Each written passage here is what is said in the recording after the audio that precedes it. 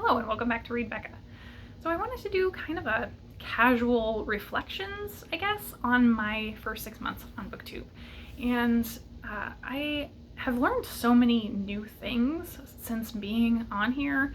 I don't know what really gave me the push to get over here. I was very active as a watcher of Booktube. I had over 100 subscribed channels before I ever started my own channel. But I think mainly probably just the fact that I had been at home full time for more than a year, and really something needed to change to get me more engaged in things versus just being in a rut. And I think that's probably a theme. I'm not the curmudgeon who is, avoidant of change by any means, or avoidant of trying new things. I really love trying new things, but I spend a huge amount of mental energy on reverse engineering things I know nothing about as part of my job.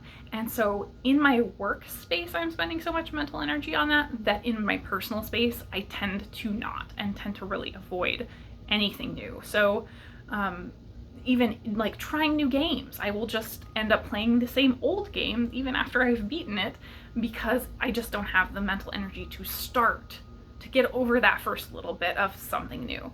And so this has been very much that. I've been working through very slowly that process of figuring out the new things and getting into a groove that works for me.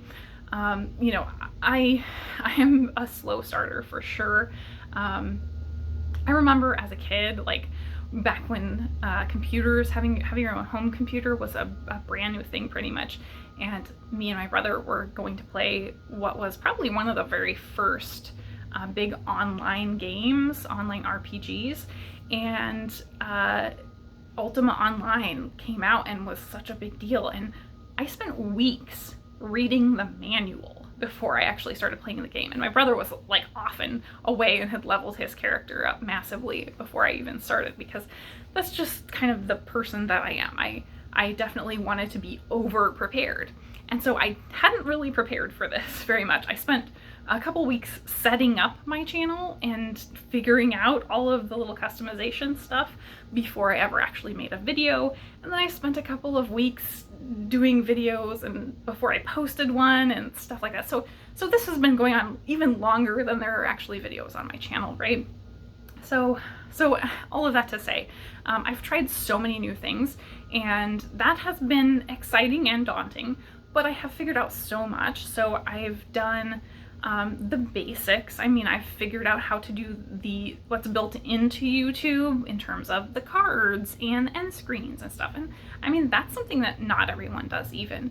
I figured out how to edit videos, just on YouTube. I'm not using a video editor, and it's very, very rudimentary. All you can do on the YouTube editor is trim things if you're not on here. You can't reorder things or really make major changes. But then on my phone, I've learned to add text to videos, or theoretically at least combine videos. I've had to learn about things, why they're not combining correctly, and the fact that, there are challenges to that. So I've learned so much in that space, and that was all way beyond what I ever intended to do, because I was originally thinking I was just purely going to just sit down, talk to the camera, no edits whatsoever, and was fairly committed to that. And that's the kind of video that I like to watch. I really like just people that talk to the camera, just sitting down and talking about books. So that was what I wanted to make, obviously. And so I figured out that being able to edit definitely makes my life easier. It also is really helpful to be able to know that if you really screw up, or you need to collect your thoughts, especially on reviews, you can just pause and wait and be able to do that and then bring it back in. And or if your animals are having an emotional crisis, as happens often in my house when I'm filming, I have to go take care of that sometimes. And so previously I was just starting completely over and having to refilm everything. So that, it definitely helps. But I think I'm maybe leaning on it a little bit too much for videos that aren't things like reviews, where you really want to get these specific thoughts out. So I want to even that out. In terms of things that have changed other than that, several things. Booktube has really changed how I use my library. So I was pretty stressed out about renewals with my library. And this was all before Booktube, I would always get only the books that I could read within the period and kind of rush myself because I didn't want to use renewals, because I always felt like, you know, there has to be somebody there that's waiting for this book, right? And like people are clamoring for the books that I'm reading, right? And really, that's not the case. They have a huge catalog. I'm in a very large library system. So even if my copy of the book stays checked out, somebody else has another copy of this book, most likely, and they're going to return it. And so I don't have to worry so much about that. So I think that has really helped. I'm going to be able to calm myself a little bit about that and de-stress because I have seen that I can renew these things 2 or 3 times. I can keep them out just to have them to hold up in a video, and that's okay. So I think it has mellowed me there.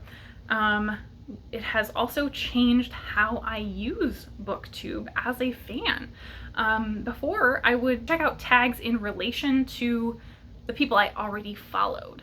So I would see what the people I followed had to say about a tag if I was really interested in a tag. Now I'm kind of checking out much more broadly, like who is actually doing the tag, who is connected with them, and what do they all have to say about that. And that has helped me discover a lot more booktubers that are in that specific niche that I want to watch, who are kind of smaller and less promoted or less self-promoting. So I'm finding more channels that I really want to watch that have really varied tastes. And I think that is wonderful. It's grown my subscription list quite a bit, but I'm really enjoying all the new channels that I have to follow. So I think the last thing that has really majorly changed is my Goodreads usage. Previously, I was doing reviews almost immediately after I read every book. And I'm reading a little bit more than I previously was, but not that much more.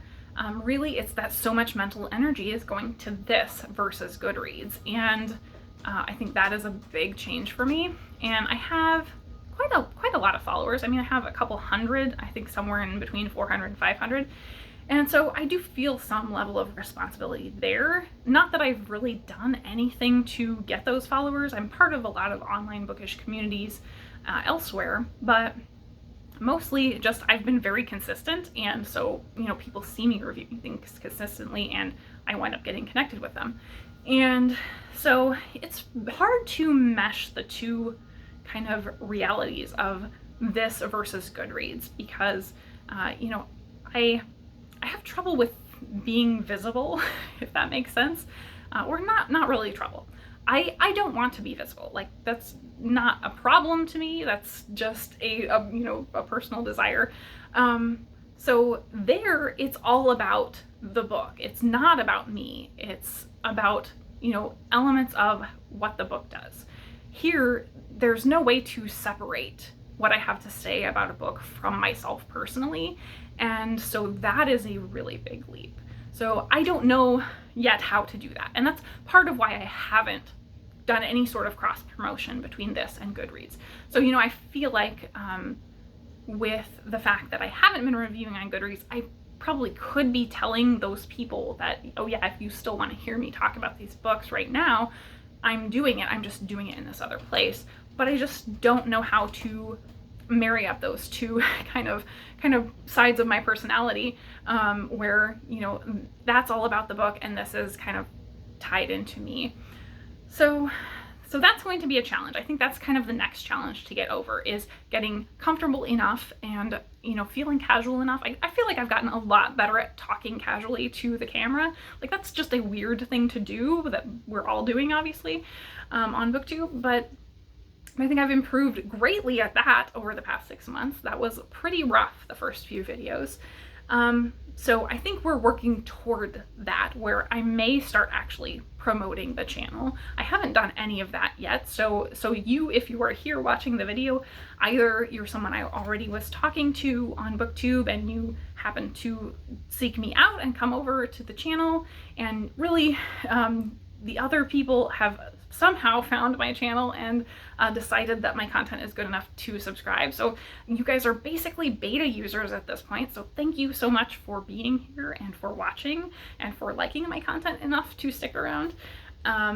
And hopefully I will get to the point where, I'm feeling like it's at a level where I can actually, branch out.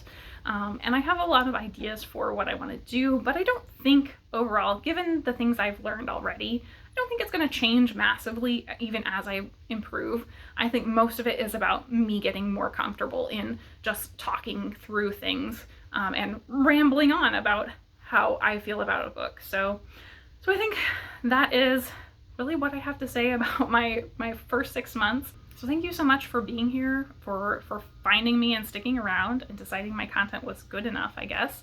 And hopefully you will hang around for this journey as I'm still figuring things out and deciding really what I want to do here.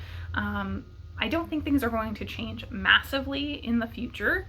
I think most of what I've figured out in terms of the editing stuff is where we're going to be, but most of that was all stuff I didn't know I was going to do or didn't know existed before now, so there's certainly maybe many more things to come that I will figure out. Maybe I'll get editing software. Go crazy, folks. We'll see, but hopefully this will be a fun journey, and hopefully I will talk about some books that you like. Thank you so much for watching.